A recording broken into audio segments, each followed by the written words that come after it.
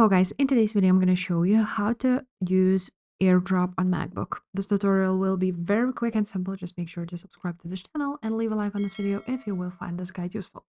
Now, once you are on your MacBook, you want to go to your system settings. And on system settings, you want to go ahead and check if your Wi-Fi and Bluetooth are turned on. So you want to check that out.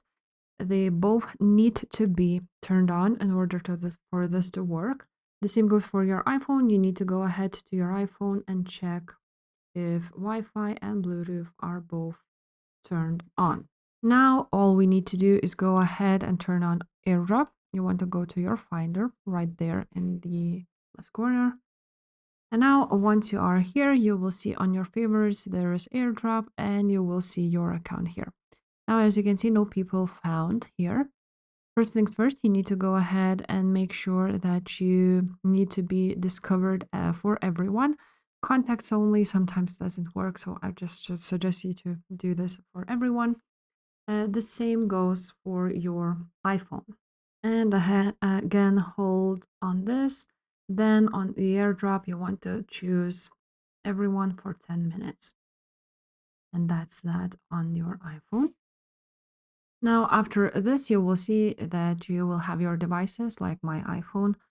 And after that, you want to go ahead and send some type of file. So for example, for today, we're going to choose this screenshot. And in order to send the screenshot, you're going to go and click on the right click of your mouse.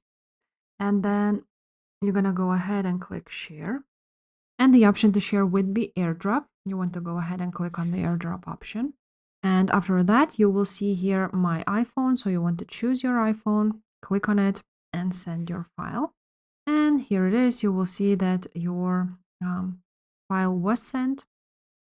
And you will see it here on your iPhone itself, on your photos, for example, and on this case. So that's pretty much it. If this video was helpful, make sure to subscribe, and I will see you next time. Bye.